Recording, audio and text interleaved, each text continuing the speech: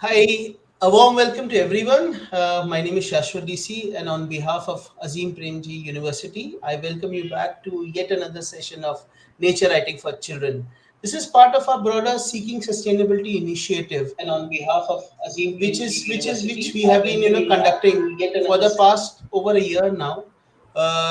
We have two series which are running concurrently on a monthly basis. One is Nature Writing for Children, where we have authors who have written books on the issues of nature targeted towards children, and we have beautiful conversations with them. And the second one is Nature in our series cities, which is another series about specific animals, mammals, insects, spiders, who kind of live all around us, and we talk to them. We have some expert and we talk to them. The beauty of this whole thing, this is our 15th edition of Nature Writing for Children, and this is, we have been doing that for over a year now. Of all the ones that we have done, only about a handful of them have been around marine ecosystems and marine ecology, and on the seas and everything. We had one done in the month of April on friendly dugongs, for that matter, or we were waiting for turtles with a couple of months back.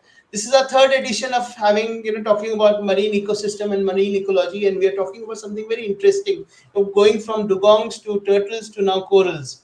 When I heard of, frankly, this the book that we are talking about with the author and Aparna today, Lubaina, is came as a very big surprise to me for primarily two reasons.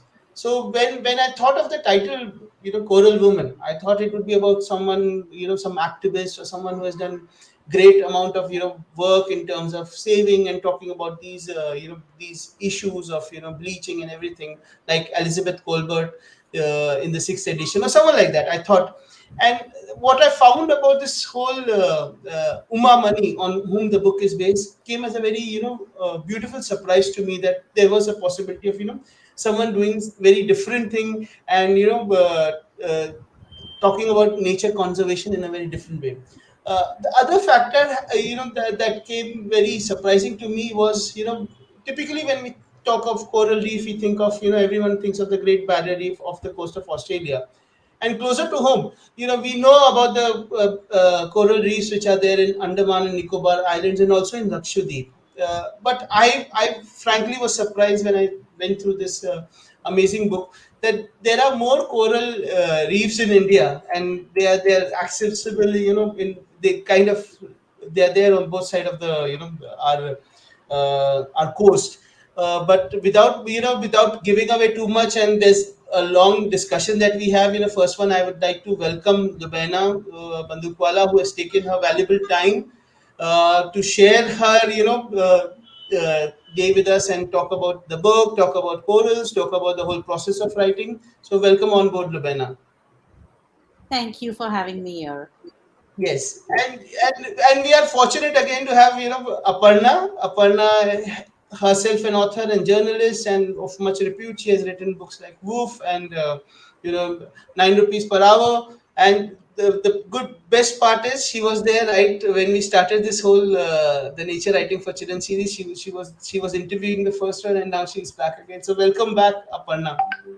Thank you. Thank you, Sasha. Thank you so much for having me. Yes. So without much ado, I'd like to hand over the platform to you. Move over, upon all yours. Just one small bit to all our viewers right now. If you have any questions or queries or comments that you want to post to Lubaina, you can just put them in the live chat box, and we will possibly take them at the end of the session. So thank you so much, and over to you, Lubaina and Aparna. Thank you. Thank you, Sashwat. Um, so, Lubaina, I want to say first of all that Coral Woman is a beautiful book. I had no idea, just like what Sashwat said. I had no idea what to expect when I opened the book. It has the most unusual cover. I have the book right here to show the readers. It has the most unusual cover, right? This is not what you have in mind when you look at when you think about Coral Woman. Of course, she's wearing a coral color sari that's there, and there are fishes, and it is underwater evidently. But it doesn't prepare you for what is inside. It's both very evocative, it's exquisitely illustrated, And it's a very unusual and exceptional book, I would say. Lumena, can you tell me a little more about how this book came about, how this subject? I'll let you explain a little more about the book. First of all, I'm looking very calm, but actually, I'm doing a happy dance inside. That you like the book. All of us who created it are very proud of it. Happy that the way it came about. And I would like to say that here as an author, I'm only representing the whole vast array of people who put together this beautiful book, basically. And yeah, sorry, upside down. So basically, this Coral Woman is based on a film called Coral Woman, made by Priya Tuvasari, who is now a documentary filmmaker. She was a journalist with NDTV, and she made this film on Uma Mani, who is a very lovely lady who discovered corals at a very sort of age of about 45 towards 50s, and she decided she's absolutely fascinated by them. And we'll talk about this later. And so the story was very fascinating. It had two messages.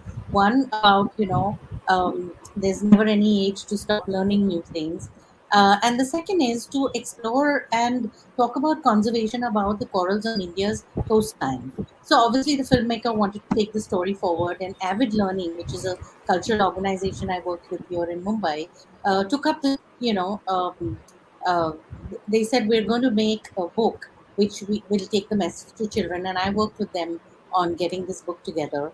And luckily, Sanghvi Mumbai, who is a fabulous illustrator, came on board with this. HarperCollins came on board with this, and all together now we are reaching out to children, to schools, to say, come discover our reefs, come find out how they impact our coast, come see all the amazing creatures that live there, and see how we should work towards conserving them, basically.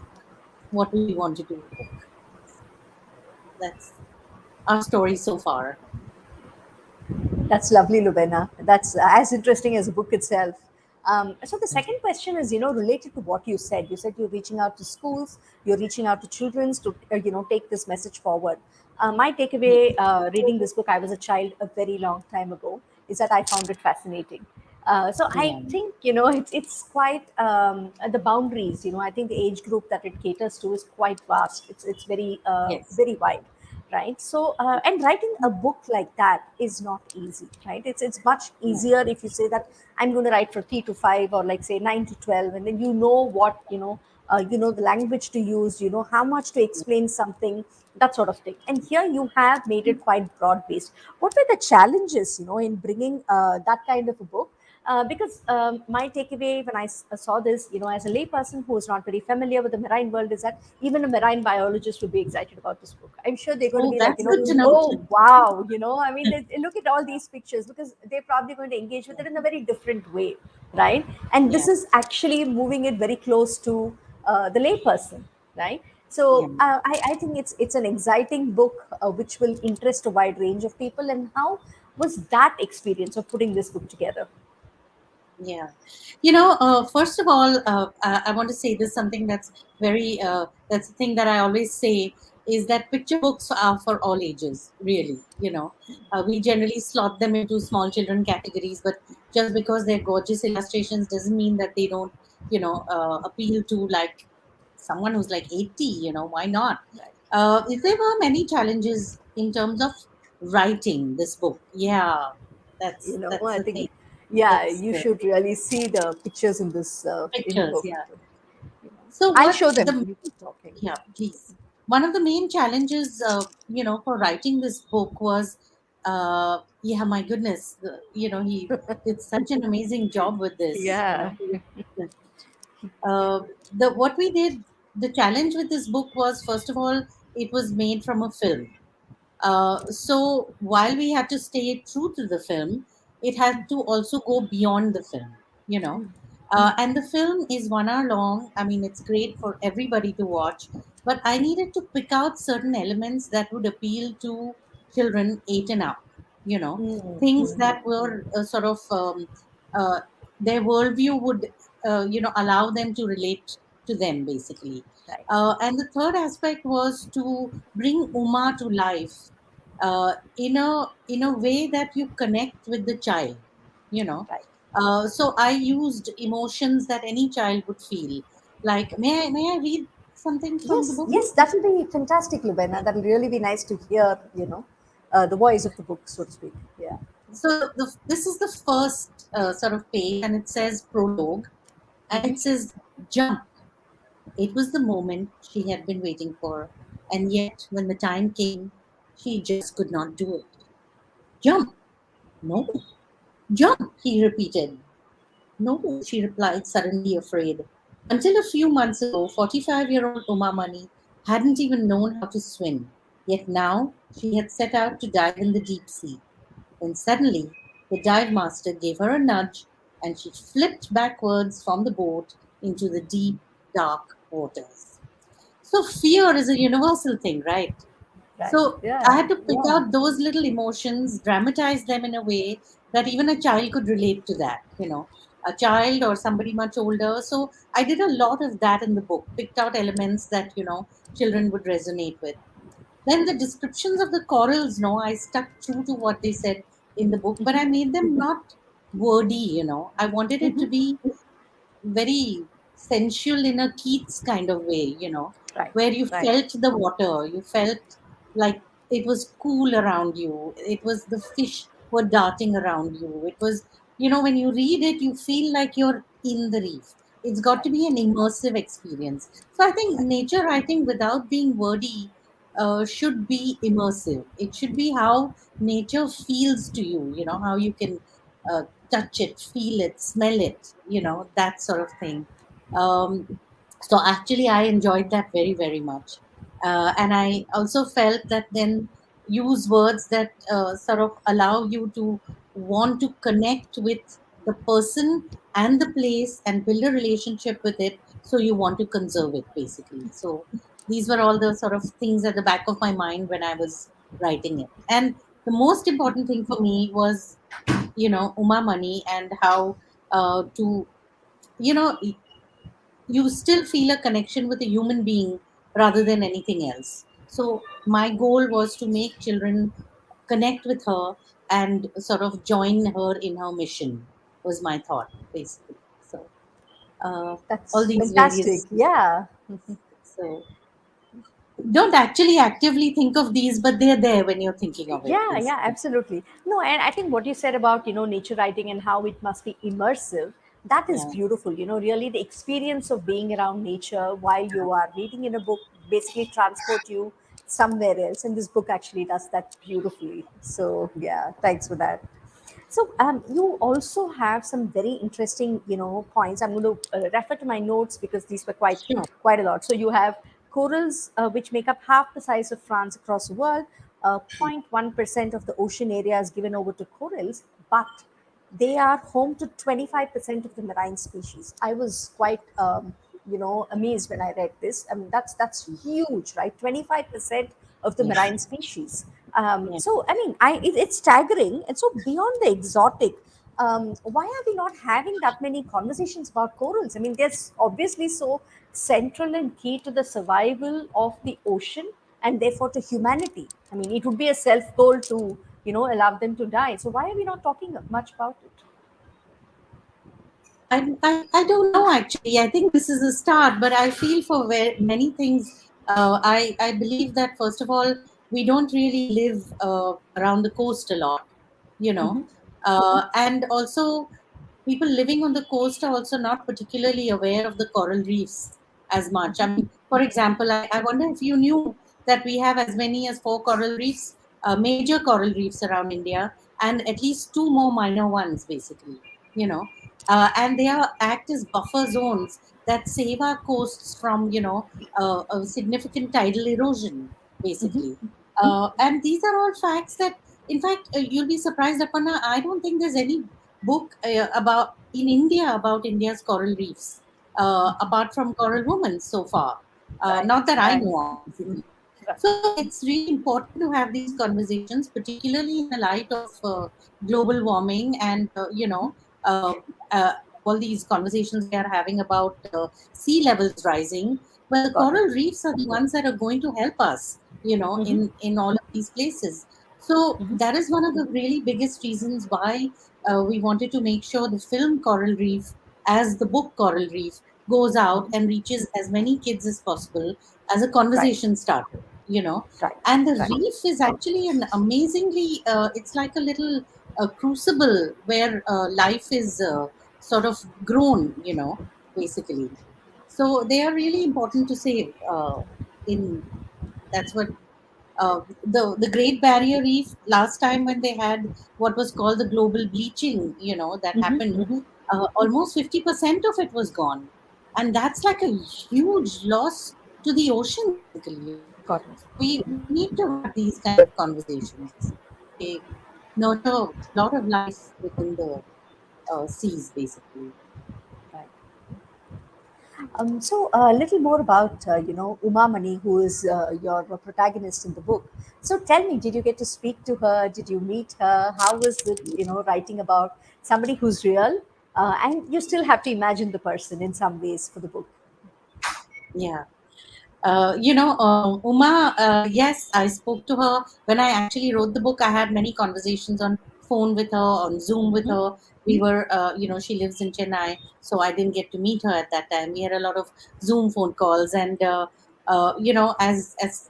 a writer, to pick out the certain aspects of personality that I wanted to highlight, came across right away. Mm-hmm. Basically, it was. We always think of, I mean, this is such a stereotype, but we tend to think of people wearing these cool diving suits and things like that as really cool people. But I love how, she's looked like anybody we'd have around us in our home. Our an aunt, a mother, a sister, or anybody uh, Right. who has the potential of coolness. Right. Right. So that is why we really put a sari clad woman on the cover, Hmm. as sort of distinguished from any other kind of cool coral explorer type person. And that is how we wanted it, and that is how Sanket visualized it as, even the shape is like a coral, actually. Right. So, Right. Right. Now that you say it, yeah. yeah. And I loved her simplicity. I loved her sincerity. I loved how focused she was and how curious she was. These were all the various aspects that I wanted to involve in these things, and how incredibly knowledgeable she became once she decided that, gosh, I love the reef. And for a passion to turn into something so significant Right. requires not just passion, real Mm-hmm. commitment. So, and actually, then I finally met her at the launch of the book. So I Mm-hmm. was delighted to meet her, and very soft spoken, lovely, person, basically. So I hope all of those aspects came out for her, and her, belief in herself and her fears, and, about people around you who always say that, listen, now, now at this age, why do you want to do all these new things? you know we tend to dismiss the dreams of our older women like that a lot, Correct. uh, and we just don't know. There's so many people out there whose contribution might just not be taken seriously. So yeah, all of these aspects I wanted to bring out from her. That's marvelous, Lubaina. So I'm going to move on to another bunch of women who you have mentioned in passing in the book, about the women who die for algae in, Yes. off Ramanathapuram coast. So my colleague Paini Kumar of the People's Archive of Rural India, he's done a beautiful photo story about them. So you have touched upon, diving for algae, but I also Yeah. want to come back to the question of corals. It basically it talks about economic value, of the coral reef, Yes. something that goes beyond beauty, something that goes beyond ecology. We're talking at a point, where ecology and economy intersect, right? So can you Yes, absolutely. elaborate a little bit about the economic value of the coral reefs? Yeah. We talked about coral reefs being the home to almost 25% of the, Hmm. marine species. So they obviously have a lot of economic value in terms of, first of all, fisheries like Andaman and Nicobar and Lakshadweep. Huge amount of, fisheries depends on the health of the reefs. I mean, people's livelihoods depend on that, Mm-hmm. Mm-hmm. basically.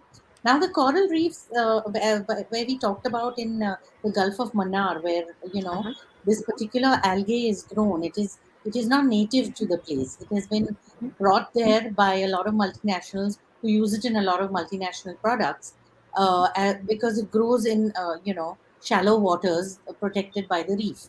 Um, and the growing that there causes gives people a lot of new livelihood, particularly the woman. And that bit in the film was fascinating to Mm-hmm. watch them. They're so cool. They just wear these chappals, and they just wear these snorkeling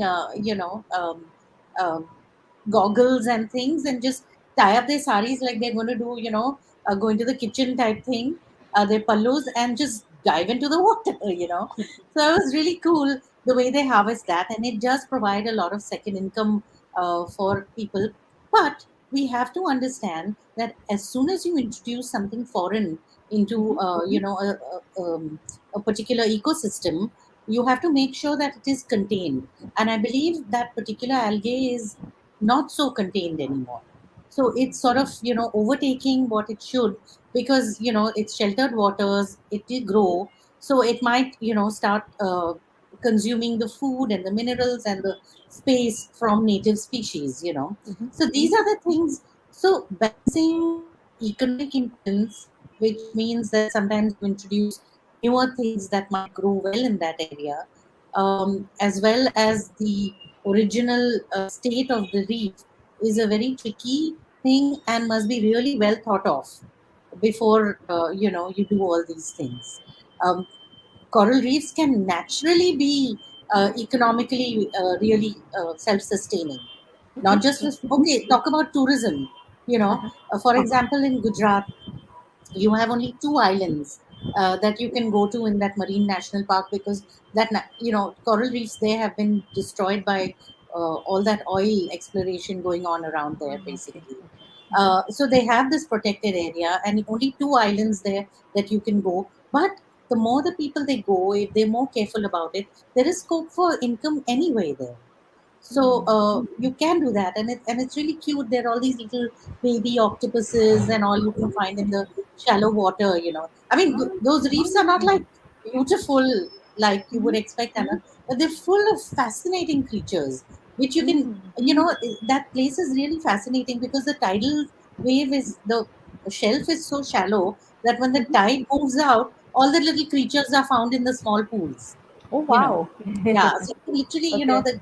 they'll pick it up and they'll show it to you and they'll put it back in the water, basically. So tourism, fishing, just basically, even if you grow these algae in it, it should be all in a limited and controlled manner, Right. so that they Right. don't destroy the reef, basically. Right. Right. Brilliant. Sorry, Thank that you. was Thank you convoluted, for but that. many thoughts came in my mind. So. Yeah, no, but that was very informative and important. So, yeah. I'm going to go on to the next one. Um, So the book's format, right? That's pretty unusual as well. So it's not just a storyline. There are a lot of illustrations by other children that feature in the book. Yes. It is interspersed with a lot of facts. Can you tell me, what was the process of writing this book? And if we can get a little bit into the process of writing itself, you have written Yeah. many books, and give us a little bit about, the writer Lubaina. Um, Gosh, the writing process is uh, I always envy authors who have a system, because mine is a very sort of uh, it's erratic. Different books sparks different ideas, and that's how it goes. But in Coral Woman, of course, the point of reference was Uma Mani. So I started out with her personality, wanted to make it relatable and connecting. But one very important aspect about this book was, the visual elements in this, as you mentioned, are of two types. One is what Sanket has done, and the other is what the children have done. So that needed to be woven into the narrative, basically. So what we had decided, Avid learning, that when you want children to get excited about something, then they should be part of a project, basically. Right. It's not enough to say that I wrote a book and do this. So then we did two workshops with a children's illustrator called Zainab Tambawala, who really explained to children what is illustration. It's not just about drawing pictures; it's about understanding what the book is about, what it's trying to say, and creating a parallel narrative with your visuals. Wow. you know so children got that, and therefore uh, it was an immersive experience for them as well. And so they created some of these. That Wow. is how Uma looked to them. That is how the corals looked to them. That is Mm. how they wanted to do that, and all of these visuals have been included in the book basically. And the kids really did a good job with that. uh, Part of my real great pleasure was to work with Sanket on this illustration. Uh-huh. We had to pick out all certain sections of the book which we thought will be nicer to convey visually. You know, there's that much words can do, and there's a lot of scope. And so we picked, of course, many of these are conceptual as to Huma's whole world became the underwater. So this was one of them. So when she went out, this is what she saw basically. That was. Obviously this is not realistic because technically her eyes should be there. Sorry, I'm Right. acting the Right. mirroring eye. But Yeah. this was her world. This was Mm. what engulfed her. Then this one, I thought that was a really evocative picture Beautiful. where she Yeah. was, Yeah. yeah, longing to be part of the ocean, but she Yeah. didn't know how to swim, or she didn't know whether she would ever get an opportunity to dive. So Mm. he captured this really beautifully. Now, these are things that the visual elements speak, Right. more than Right. the words. I just want to show you this one, which is just incredible. This one really is how he visualized the death of the coral reef. You know, where Okay. here we are talking about the challenges that the reef faces, and he's talked about it being transplanted as ornamental pieces in our world, basically. Correct. Correct. So that was a pleasure, to speak with him, and sit together and plan out. Of course, the narrative was written first, and then we said, okay, we want this can be conveyed beautifully as visuals, and that's what he did that. And then occasionally I tweak the text to make sure that they are in sync with each other, and done. Yeah, creating a picture book is a whole different experience, Right. especially if you get the opportunity to work with the illustrator directly, Right. which I did. I was really grateful for that. So that's great. So, So we'll go and zoom in on that photograph that you said, where she's standing there with a sari and she's waiting, she's longing to be part of the ocean. yes. The pages around that picture really, where there is an exchange, a very truthful, honest exchange, Mm, which changes Uma's life. That yes. was, to me, it was very interesting how that part was shaped, because the pursuit of truth, her journey literally starts there with one rude comment by somebody who comes to see her exhibition. Have you been to the reef? Right? Yeah. Yeah. It's very interesting that you chose to include that in the book because yes, of course, it's a turning point, but it's also there is a message there, and I wanted you to talk about that. Yeah. I was keen on, including that for two reasons.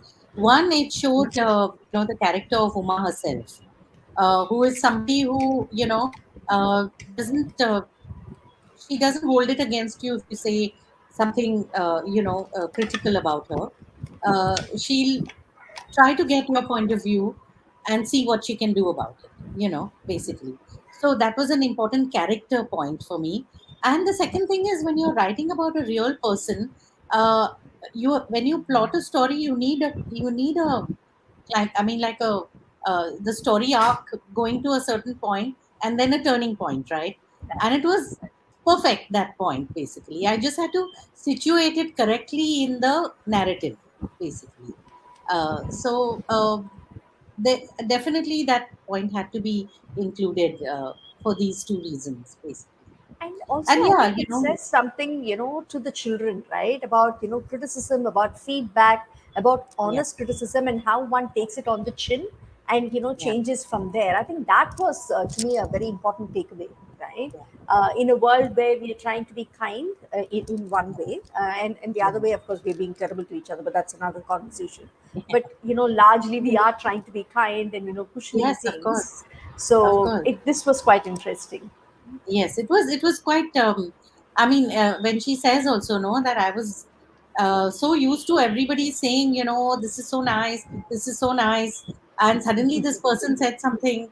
So, it was like a wake up call that, you're cushioned by everybody being, uh, not particularly honest in order to be kind. So it was an opportunity to see things in perspective, basically. And yeah, you're absolutely right. We should do that more often in our lives. So, hmm. So I want to ask you one question, and then also ask you to read out a little bit, in relation to that. How much research did you have to do, in the writing of this book? And I also wanted to ask you about the collaboration with the illustrator. You did mention a little bit about it, but in case you want to illustrate it literally with, any pictures, that would be great. But also, if you want to talk a little bit about the research part of it, and read out something from the book. Sure. Yeah, lots of research went into the book because, it was quite clear that we wanted to make it definitely a fun book in terms of the story and plot and everything. But we also wanted to make sure that, any child who wanted some very basic information should be able to find it over here. Yeah, but Coral Woman, the film, is amazingly positioned because they have a children's book. They also have a whole educational program and an art residency around the film itself. Okay. The people who are they're making a sort of a website, which is a repository of information about coral reefs in India. They were marine biologists who were able to give me a lot of information, because when you give information to kids, it had better be right. I mean, anyway, it should be Yeah, right, absolutely. but still, particularly, the challenge for me was not getting the information, but to sift through it and make sure that you put in the essential stuff and don't make it too complicated. So that is what we tried to do. So we broke it into little fascinating facts that have, the main elements. And of course, for me, this is an important sort of piece, um, was, the coral reefs of India, basically, which there are four of them. And even over here, there is Varkala, and near Goa, there's a small reef, basically. And that has the basic information all about here. Research is very important to nature writing, I think. You know, can't Right. overwhelm it, but it has to underlie everything that you do. So, yeah, there was that. And it was also extremely important from the visual point of view, because, the visual people, the design people, more than Sanket, helped to put this information in a really attractive manner. Mm. Right. So that it is part of the narrative. It doesn't break the flow, but it also pops out. Not your regular boxes. Right. Basically, Right. you would just have those little boxes, but they did that. And, like, for example, here, this one, you know, Ah, water corals. Though this would, textbook, it would come as a little box kind of thing. correct. Here, it just Correct. comes as a little aside. Right. It's almost as if you're talking and you're saying, oh, by the way, this also, by the way, this also. So Yeah. that is what we wanted the design to do, basically. So that's what I'm saying. Such a pleasure it was to, with so many people collaborating to do this book, everybody adding their bit, to make something so unique, and a thought behind every little aspect of it, basically. Um, so, yeah, and of course, this was the big map, like I mentioned, that also had to be illustrated. And finally, this was very textbooky, but it was, I think, a very unique piece of information How to grow that beauty. you can actually grow a coral. Yeah.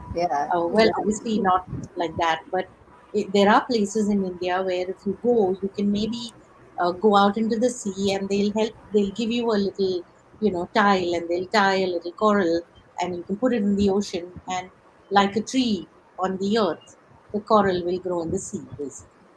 So all of these we emphasize through visual elements, basically. So it stays, it's a takeaway, as you say, from for the child. Right. That's marvelous. Yeah. Um, so you've called, in the book, The Coral Reef as nature's paint box, as a wonderland of life. Have you been Yeah. to one? Yes. Have you been inspired by the uh, book to jump in, dive in? So I've never dived. Luckily, I haven't gone to I've never needed to go into the deep sea. And I think Uma is awesome. I can't see myself doing it. But yeah, we went snorkeling. I mean, in Sri Lanka and in uh, Thailand, basically. And I loved it. I just jumped off the boat, and it was not so deep, so you could see the floor of the ocean. Uh-huh. You know, but of course, you couldn't go down. You sort of paddled up, and it was, it's like, and those fish. I still remember. It felt like somebody had just thrown some confetti in the water, because like this whole school of silver little things will be running around, uh, around your head. And initially it feels kind of weird, it's too close for comfort. But they don't come in your way, and I mean, and you can just keep swimming, and you don't get a sense of the distance, because you're seeing, oh, that's an amazing shape. Oh my god, look at that. Oh god, what is that little? It's a sea urchin. And you keep going until somebody tugs you and says, listen, you're going way off into the ocean now, you come back. So, I mean, obviously no sense of direction or something. But yeah, I personally think the coral reef is an amazing place. And I hope that now I can go around and see all the Indian ones now that I've written about them. Right. Yeah. Have you, Aparna, seen a reef? No, only in pictures and in Come, this book. let's go. So, You must find these. yeah. So, my Yeah, next question is about climate change, Lubaina, which I think is yes, it's real, it's urgent, and yes, we need more books that talk about it. We are getting a yes, few books, which to touch upon the subject. yeah. Can you tell me a little more about why we need books about climate change for children, the ones who are going to inherit this mess, literally? I mean, as terrible as it sounds to say that, that's one thing. And the second thing is, can you recommend some books, on the subject? Yeah. Um, so I feel there is a need for books for climate change. I feel like there need to be books that put out the facts and ask children to start thinking, to ask questions. I mean, I'm not a big fan of, I think that we assume that we have to give children the solutions. But I think that they're so clever, and they need to start thinking about ways in which our life has to be led in order to overcome this. A simple example I'll give you is when we talk about electric vehicles coming into taking over from clean energy burning and stuff like that. And I often wonder, we'll bring all those. That whole idea with all the multinational corporations having agencies all over the world, and we say clean energy burning. But I mean, in India, children start thinking, is this good for us? What is going to work for us? What is clean energy? We are using coal for all these electrical vehicles. So should you be starting to think about renewable energy at first? You know, and so our books need to ask questions. Our books need to be conversation starters. you know they shouldn't just be, oh, I think we did this bad and now you should fix it like this. No, yeah, these are all the things that went wrong. Let's talk about it. Do we have a solution? What direction should we go in? you know Start exploring, go out into the world, and do all these things. Those are the kind of books that I think we sort of need. Books that I recommend, there's a really lovely new book out by, oh my goodness, I forgot the name, by Bijal Vajrajani. It's called Right, right. The Secret Keepers or something. It's about trees, basically. Right, right, right. Savi and the Um, Secret Keepers, is it? Savi and the Secret Keepers. Yeah, Yeah. Okay. yeah. That's a lovely one. There are a bunch of books in Pratham. I mean, the reason I thought about this was because of the electrical vehicle. Mm-hmm. Lal Pari is a really sweet picture book about electrical vehicles, basically. Then again, Rejal's book, A Cloud Called Bhura. Right. That's another lovely book. So yeah, these are the things. But I would urge children to really ask questions. Don't just parrot what grown-ups are saying. Mm-hmm. It's not all about growing trees and saving the forests. We're way beyond that. You know, we really need to be thinking of something more fundamental in our Right, thinking. right, You know, right, what is it that we should be doing that is going to make our lives different, basically. right, You know, right. and that is one of the things Coral Woman does. Think of Yeah, the reefs yeah. as not just beautiful things; they're much more than that. You know, so So I'm down to my last question. I'll ask that question and then we'll see if we have any other questions to ask from the audience. That the audience have asked. So my last question is: how do you handle writer's block? Um, and how is it? How long does it take for you to typically write something?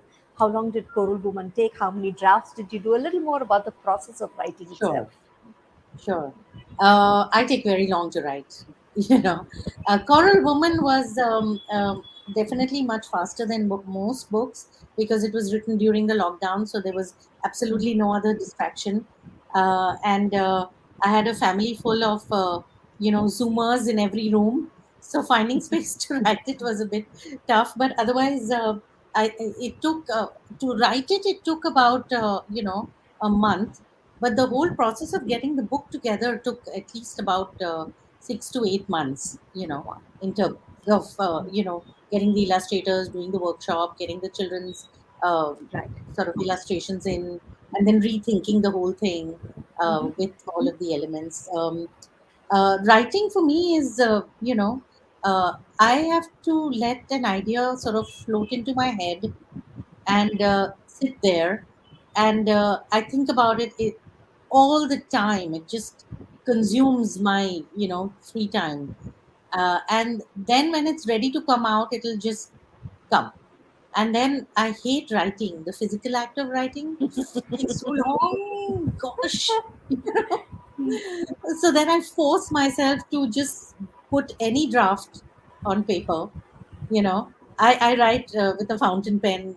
That's just a random indulgence on blank pieces of paper, and then I put it on the screen. I type it out on the computer because then I can move the bits around, and then when I get confused again, I go back to paper. uh, you know and many times now just started writing chapter books, so then I use index cards to organize Ah, okay. uh, the plot lines, basically, so I can move them around. So yeah, screen, paper. Finally, it's done, and I look at it and I say, "Really, I wrote this? Wow!" So I That's don't think I ever marvelous. get over the wonder of actually writing anything. So, That's beautiful. Sashwat tells us that there are a couple of questions, Lubaina, for you. And, do you think we can just read a small excerpt from the book, something that you want to read, and then we can take the questions? sure, sure. I'll do this.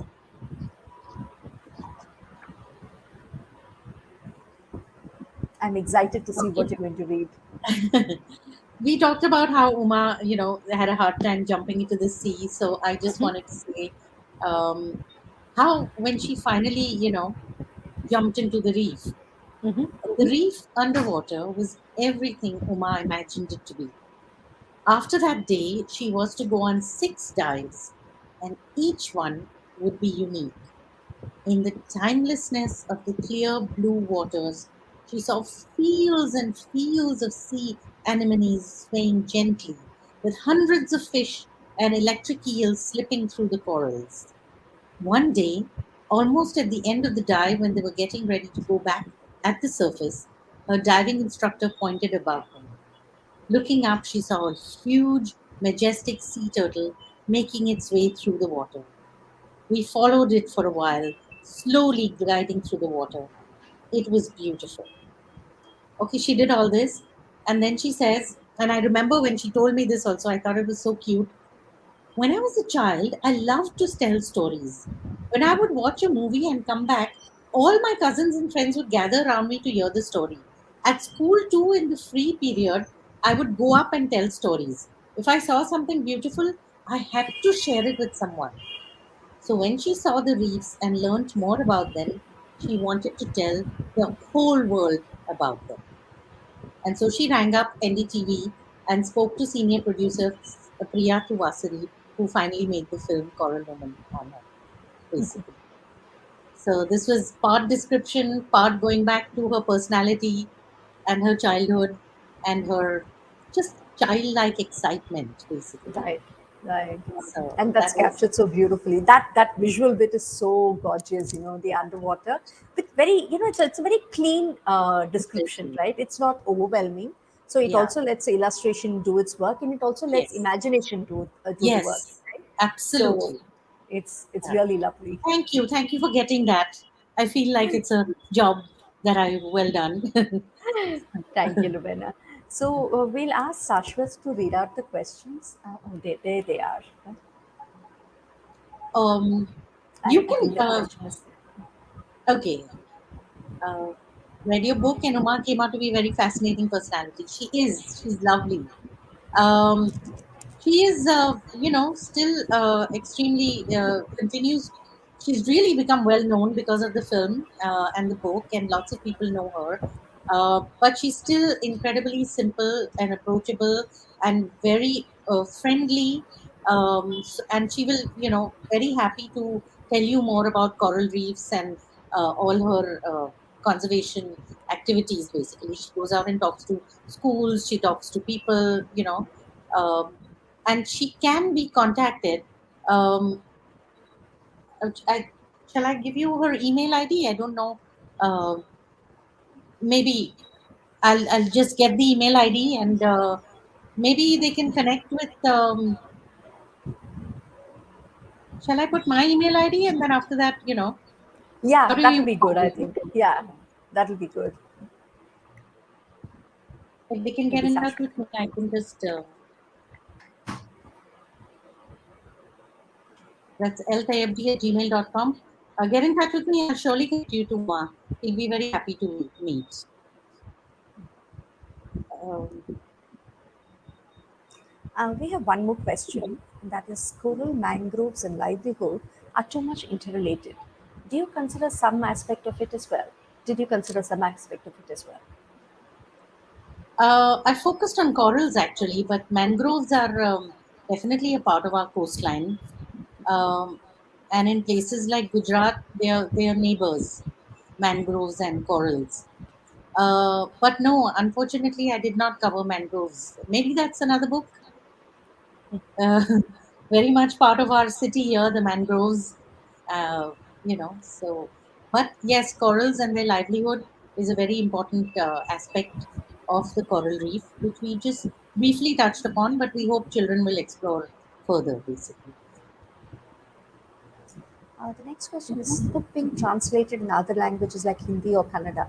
By the way, what do you call a coral or coral reef in Hindi? Gosh, that's a tough one. I should probably Google that. I don't know what a coral reef is called in Hindi, but definitely, oh yeah, lovely, Praval. We are looking at translating in due course because it is important to have these conversations in regional languages. So as of now, it's English, but I hope that we will be able to translate it into other languages uh, in the coming months. That's a really valid and relevant question. This is from Hema Nitya. I'm sorry I didn't mention the names of all the other people who asked questions. This one is from Hema Nitya Venkatesan. I was not aware until now that they had coral reefs in India. Oh, all of us. We need Yeah, to include books like this in schools during storytelling or library classes instead of just using them for extra subject classes. completely agree. Completely agree. I really, yeah. I mean, as we discover more of these things, I hope to share more with children, and I know that other writers, fellow children's writers, are working on interesting projects, and they will definitely come out with cool stuff. I hope Moral Woman reaches a lot more schools, a lot more kids, and that's why the book has been made. Basically, I think that's about as many questions as we have. Looks like it. Yeah, Okay. yeah. So thank you so much, Lubaina. That was so enlightening. It was such a lovely, so good to hear all about Coral Woman, the making of the book, about your writing process, and about corals. So thank you so much for that. Thank you, Aparna. That was I really enjoyed this conversation, and I hope all the students will be encouraged to ask questions and write about things they're passionate about. So, and thank you, Thank you. Azim Premji University, for this opportunity to share my very very special book with everybody. Thank you. Thank you so much.